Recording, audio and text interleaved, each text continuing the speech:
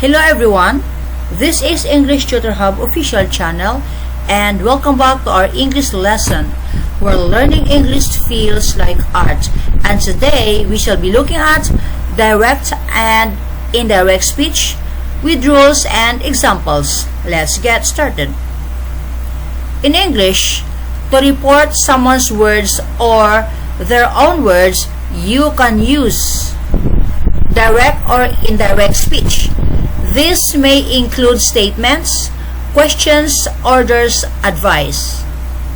When moving from direct to indirect style, it is often necessary to change personal pronouns, demonstrative and possessive pronouns according to who says what. I, he/she. Me, him/her. My, his/her. We, they. This, that. Us, them. Mine, his/hers. Ours, theirs. Our, their. Here are some examples. Direct speeches, indirect speeches. She says, "My dad likes onion soup." She says, "My dad likes onion soup." She says that her dad likes onion soup. She says that her dad likes onion soup. Kevin said, "I'm tired." Kevin said, "I'm tired." Kevin said that he was tired. Kevin said he was tired. Have you ever been to Japan? Have you ever been to Japan? She asked me if I had ever been to Japan. She asked me if I had ever been to Japan. Open the door. Open the door. He told me to open the door. He told me to open the door. Note that is often implied in indirect speech. It is not mandatory to use it, so it is indicated in brackets in this lesson. Introductory verbs. To relate someone's words to both direct and indirect speech, you need an introductory verb. The two most frequent are tell and say, but there are many other possible ones like asked, ask, reply, reply, warn, warn, answer, answer, point out, point out, state, state, write, write, add, add, exclaim, exclaim, protest, protest, report, report,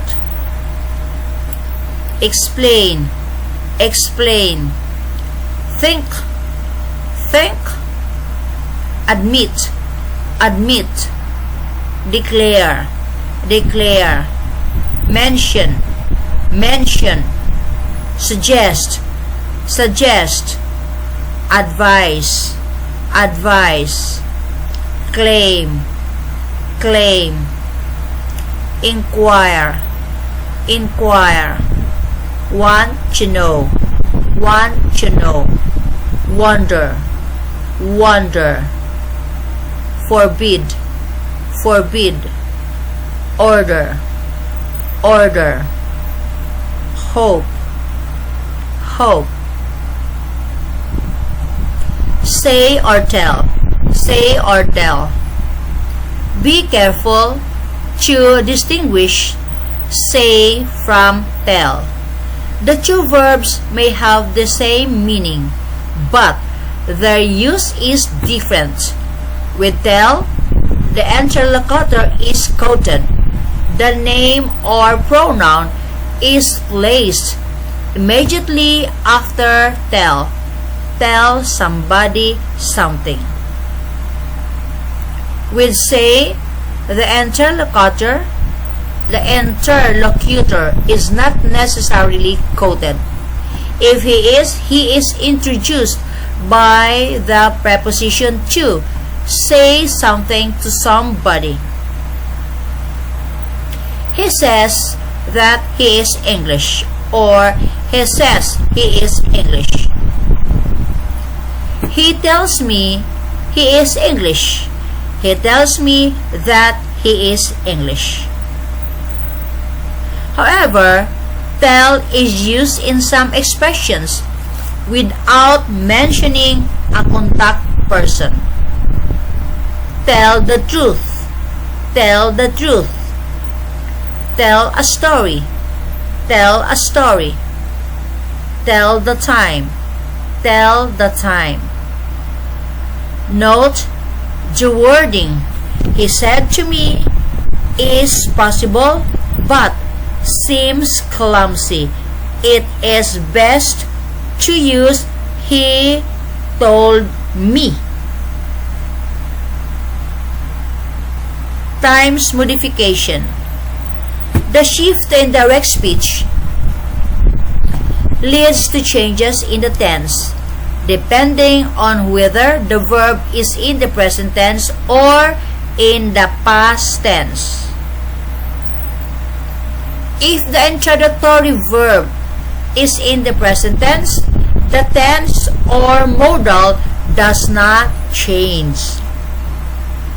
If the introductory verb is in the present tense, the tense or modal does not change. I'm sorry. He says he is sorry. I'm sorry. He says he is sorry. I hate driving. He says he hates driving. I hate driving. He says he hates driving. Be careful. If the statements reported are still true now, you must not change the tense. Be careful. If the statements reported are still true now, you must not change the tense. He said this morning that he hates driving.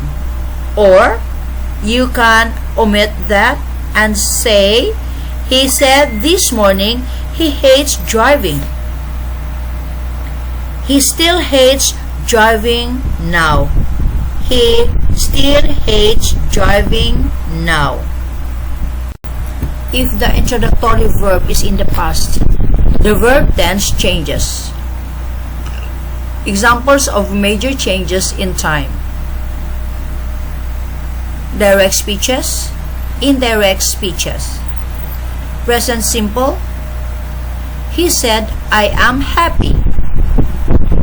Preterite. He said that he was happy. Present continuous / progressive. He said, I am looking for my phone. Past continuous. He said that he was looking for his phone. Preterite. He said, I visited Paris last year. Past perfect simple. He said that he had visited Paris the previous year. Present perfect. He said, I've lived in London for a long time. Past perfect. He said that he had lived in London for a long time. Past perfect. He said they had cleaned the kitchen when I arrived. Past perfect. He said that they had cleaned the kitchen when he had arrived. Past continuous. He said, I was watching TV when the accident occurred. Past perfect continuous. He said that he had been watching TV when the accident had occurred. Present perfect progressive. He said, I have been swimming for 1 hour. Past perfect continuous. He said that he had been swimming for 1 hour.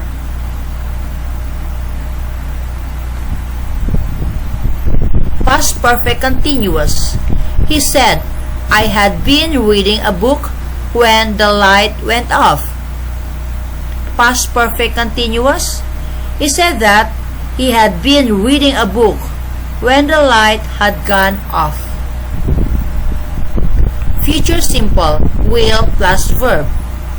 He said, I will open the door. Conditional, would plus verb.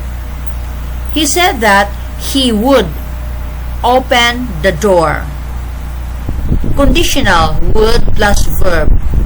He said, I would buy a plane if I were rich. I would buy a plane if I were rich. Conditional, would plus verb. He said that he would buy a plane if he had been rich. Or you can omit that and say, he said he would buy a plane if he had been rich. Modals. The modals could, should, would, might, didn't, ought to, used to, don't change when used with indirect speech. Those who change are will, would, can, could, may, might. I will come with you. Tina promised she would come with me. I will come with you. Tina promised she would come with me. I can help you. He said he could help me. I can help you. He said he could help me. It may be a good idea. I thought it might be a good idea. It may be a good idea. I thought it might be a good idea. Modals, direct speeches, indirect speeches. Will, they will call you. He told her that they would call her. Would, I would help, but I'm sick. She said that she would help, but she was sick. Could, I could swim when I was 4. She said that she could swim when she was 4.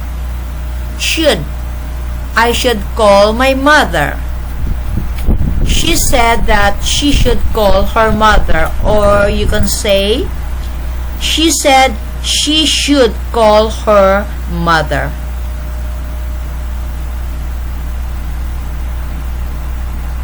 May I go out? He wanted to know if he might go out. Must, she must apply for the job. He said that she must / had to apply for the job. Do not change. Do not change. Time, place, and demonstrative markers. Time, place, and demonstrative markers. Expressions of time, place, and demonstratives change if the context of indirect speech is different from that of direct speech. She said, I saw him yesterday. She said she had seen him the day before. Direct speeches, indirect speeches. Time marker. Today, that day. Today, that day. Now, then. Now, then. Yesterday, the day before. yesterday, the day before. Days ago, days before. Days ago, days before.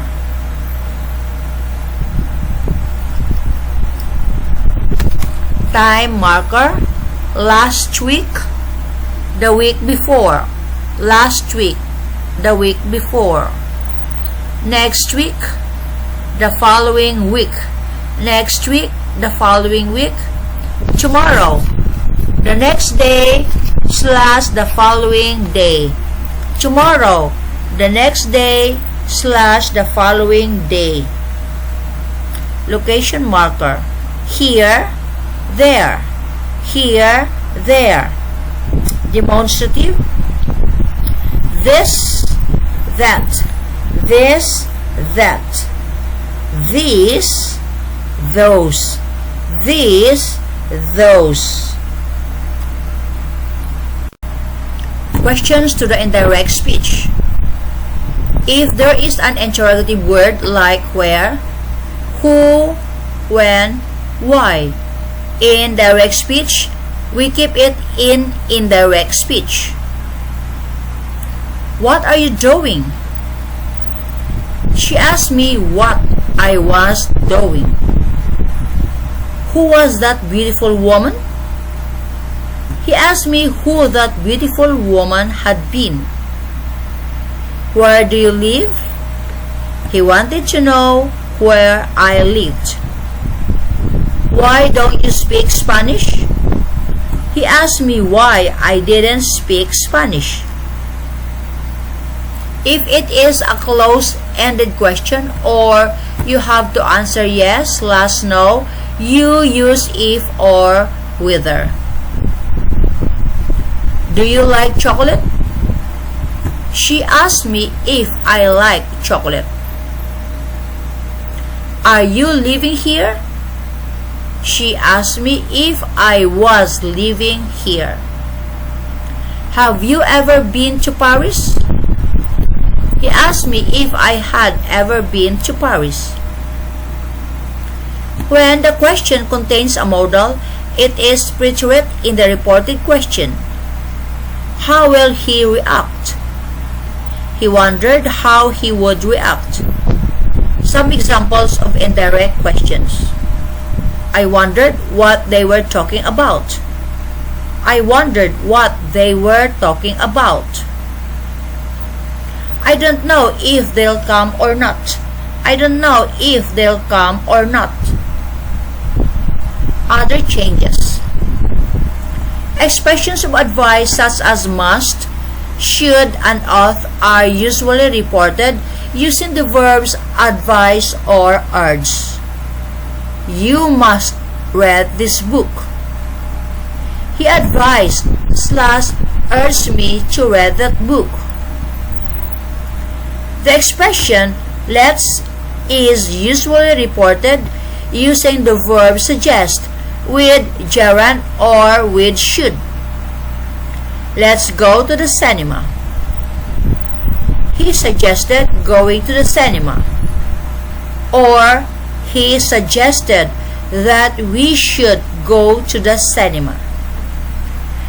So this video ends here about direct and indirect speech with rules and examples. Thanks for watching.